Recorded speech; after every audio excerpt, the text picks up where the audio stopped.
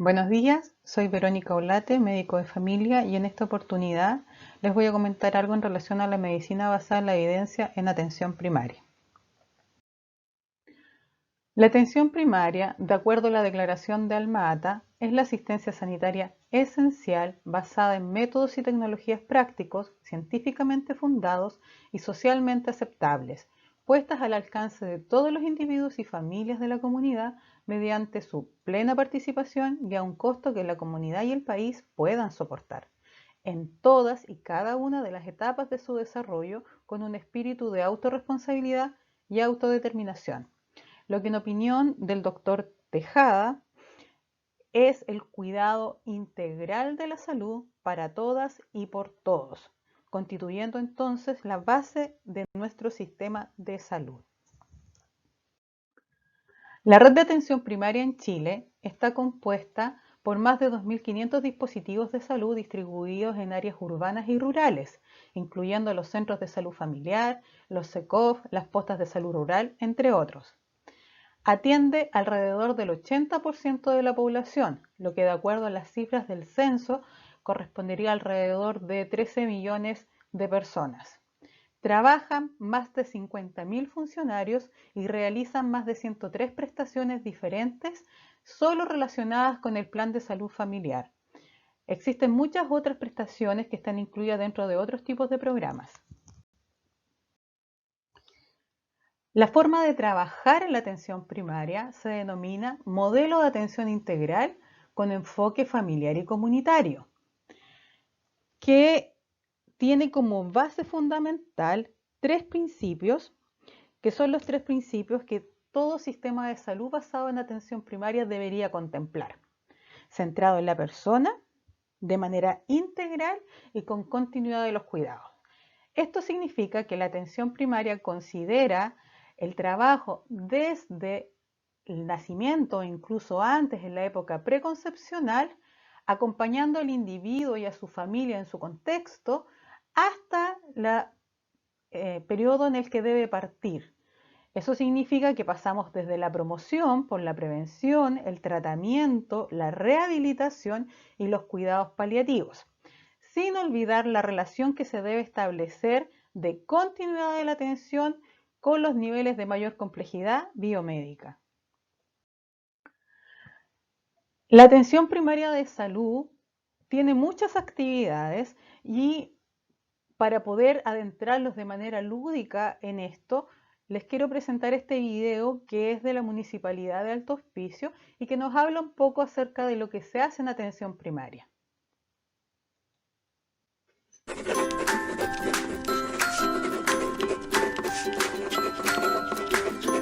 Atención Primaria de Salud o APS.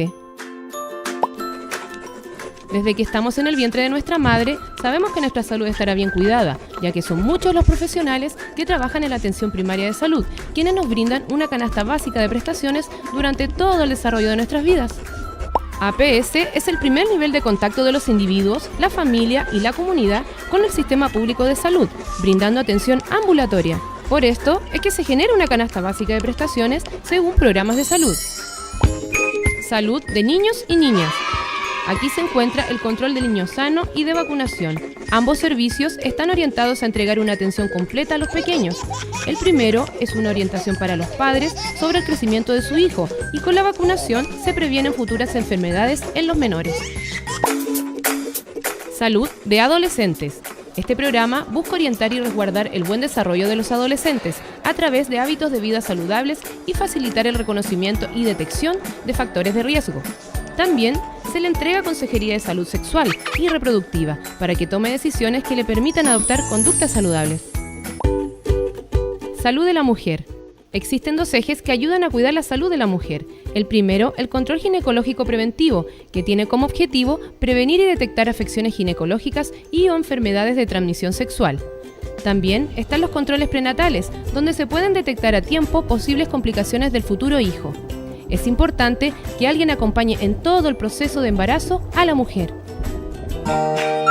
Salud del adulto. Mediante esquemas de prevención, tratamiento y control de enfermedades crónicas, se pretende disminuir los riesgos de salud en los adultos. Por esto, existen varios programas, entre ellos consulta de morbilidad, consulta y control de enfermedades crónicas y consejería de salud mental, atención nutricional, entre otras. Salud del adulto mayor. Con esto se busca que las personas mayores sean autónomas y autovalentes por el mayor tiempo posible. Para esto se entregan prestaciones como consulta de morbilidad, control de enfermedades crónicas, atención kinésica, nutricional y vacunación para prevenir enfermedades, entre otras. Salud oral. Está dirigido a la población más vulnerable. Se realizan exámenes de salud, educación grupal, exodoncias, endodoncias, radiografías dentales y otras prestaciones. Alimentación complementaria.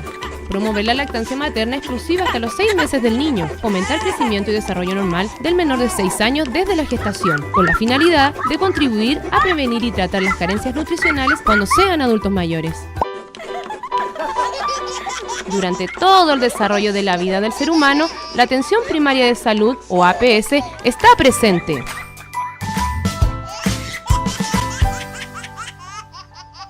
Altos.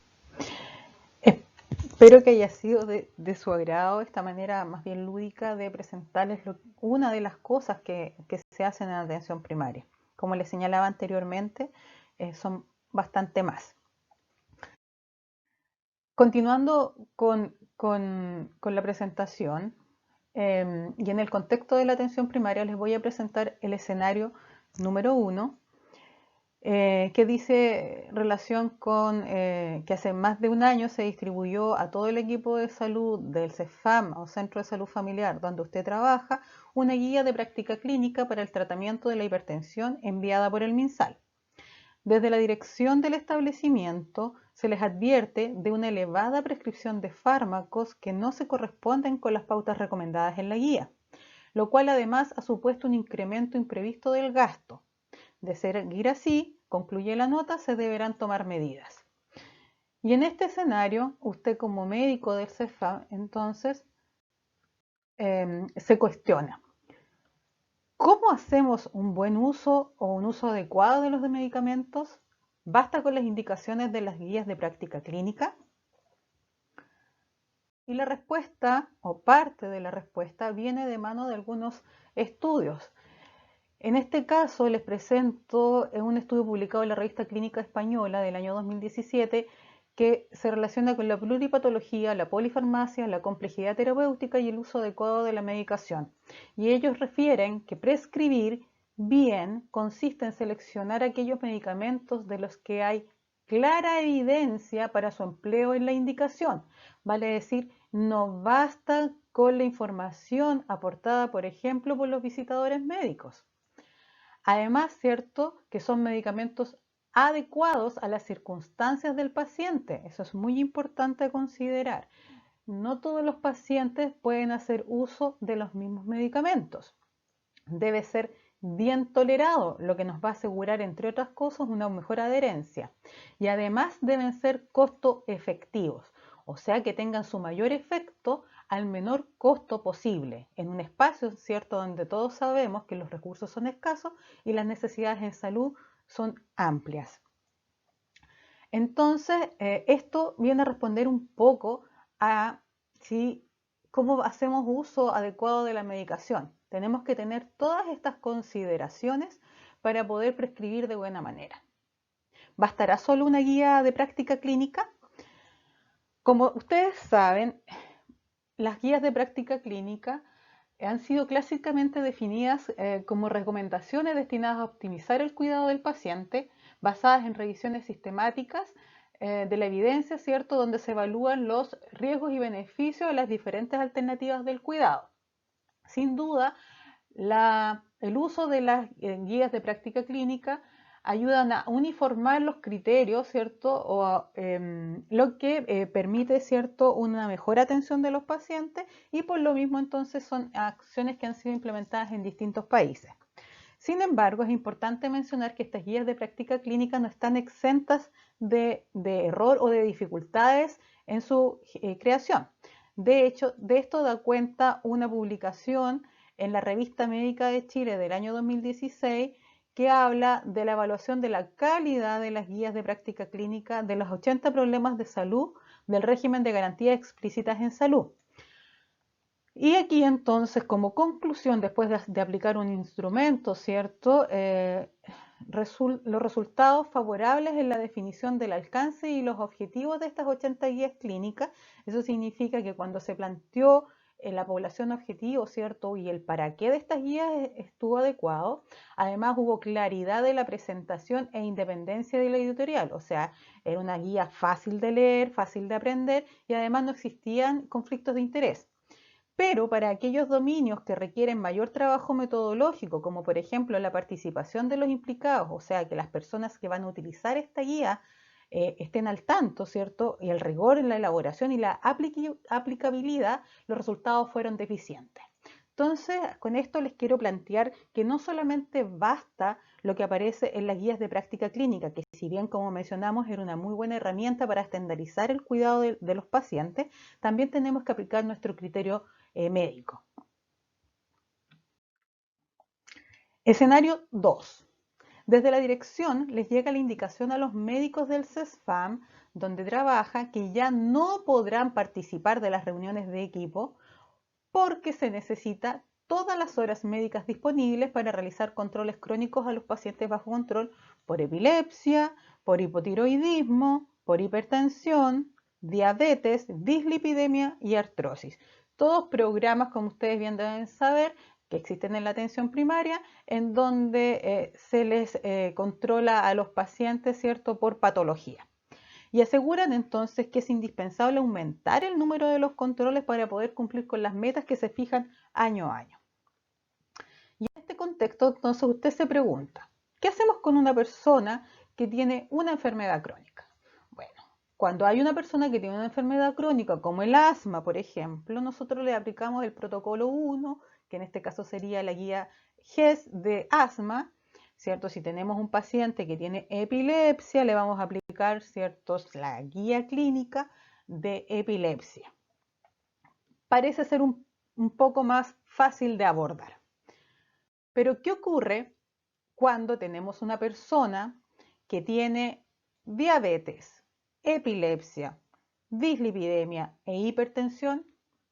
¿Le aplicaremos los 4 protocolos en conjunto? Bueno, parece que no es tan fácil abordar a un paciente que tenga multimorbilidad.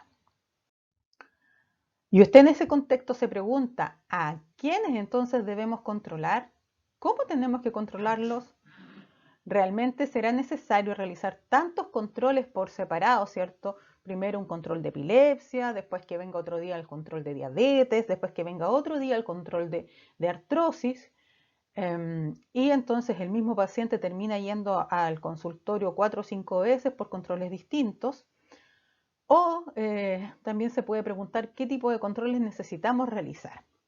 Con respecto a esto, les comento que durante el periodo 2017-2019 se realizó un piloto en el Servicio de Salud Metropolitano Suroriente, en donde participaron 7 CESFAM y 3 hospitales, con más de 20.000 personas incorporadas en este piloto, que se clasificaron por riesgo, no riesgo cardiovascular, sino que el riesgo de morir, ¿cierto?, de hospitalizar, etc. Y se les aplicó un instrumento y definieron que el riesgo mayor iba a ser aquellos pacientes que tuviesen más de 3 patologías crónicas, que eran alrededor de 1.000 personas. Y a estas 1.000 personas se les aplicó una metodología de trabajo distinta a la que se les aplica habitualmente a los pacientes en atención primaria. Esto quiere decir que los controlaban de manera integral, ¿cierto?, en una sola oportunidad, y les hacían seguimiento y monitoreo y visitas domiciliarias, etc.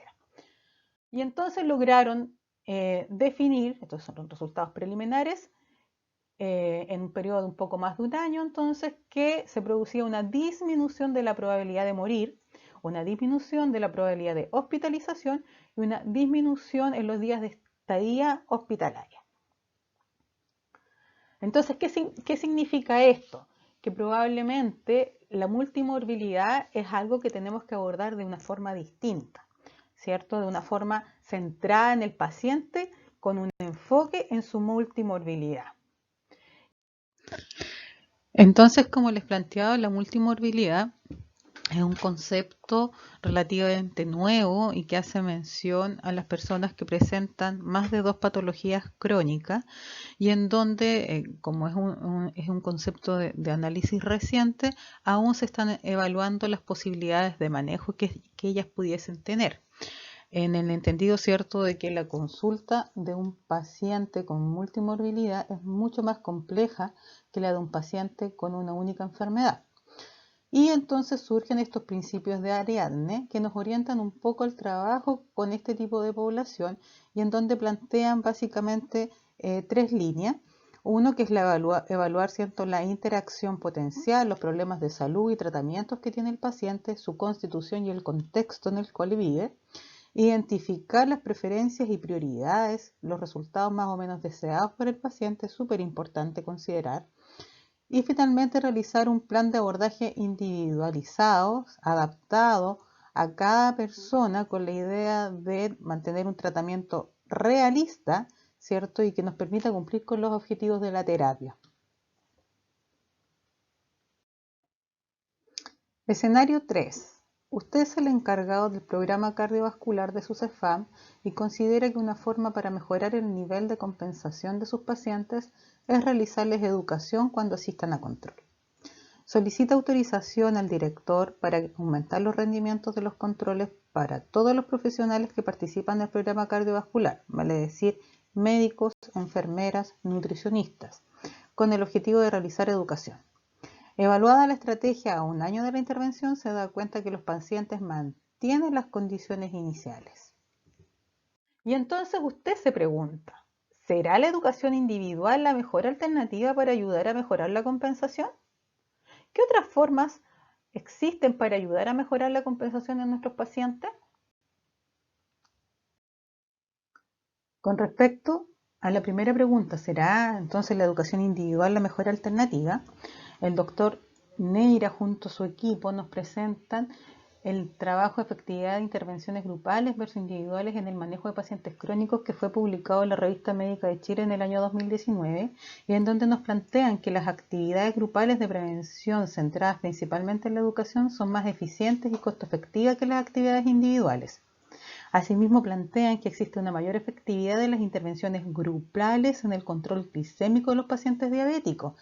Y finalmente terminan señalando que debemos evaluar distintos tipos de intervenciones y diseñar e implementar aquellas que con base en la experiencia tengan mejores resultados. Vale decir, no basta con suponer que el educar de manera individual nos puede servir para ayudar a mejorar la compensación de los pacientes, sino que primero tenemos que hacer una revisión de la literatura, revisión de las experiencias y aquellas que tengan mejores resultados, ver si es que las podemos implementar. Ahora, ¿será la mejor alternativa? ¿Será la única? ¿Habrán otras? Para responder a esta pregunta, en la revista de Cuidados Primarios de la Diabetes, ¿cierto? Se publicó un artículo en diciembre del 2014 que plantea que la mensajería de texto para educar a los pacientes con diabetes mellitus 2 parece ser eficaz en el control glicémico. O sea, ya tenemos otra opción a la educación grupal. ¿Y existirán otras intervenciones que sean apropiadas para ayudar a mejorar esta compensación? Una revisión sistemática con metaanálisis que se publicó en la Revista Médica de Chile en el año 2019 plantean que el apoyo con herramientas psicológicas al tratamiento médico regular de los pacientes con diabetes mellitus 2 podría ser un complemento efectivo para reducir los niveles de hemoglobina glicosilada. Entonces aquí nos planteamos que ya no solamente los médicos, los enfermeros y los nutricionistas deberían formar parte del programa cardiovascular, tal vez deberíamos incluir dentro de nuestro equipo a los psicólogos.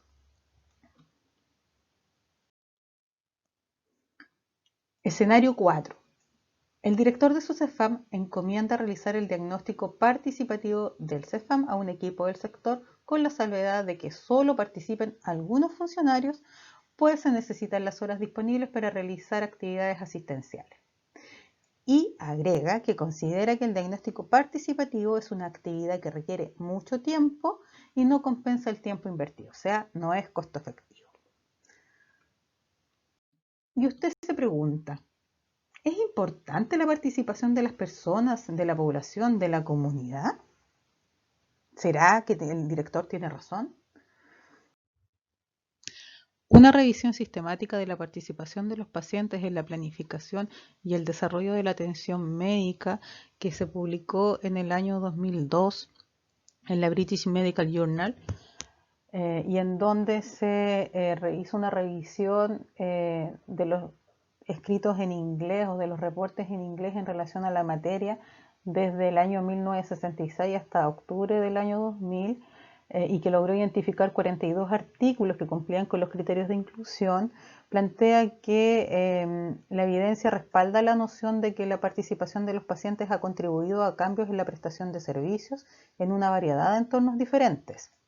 Asimismo, otro artículo, una revisión sistemática, publicado en el año 2012 en relación al impacto de la participación comunitaria en los resultados sociales y de salud, indica que la participación comunitaria tiene impactos positivos en la gestión de la vivienda, las percepciones del crimen y los flujos de información entre la comunidad y los prestadores de servicios.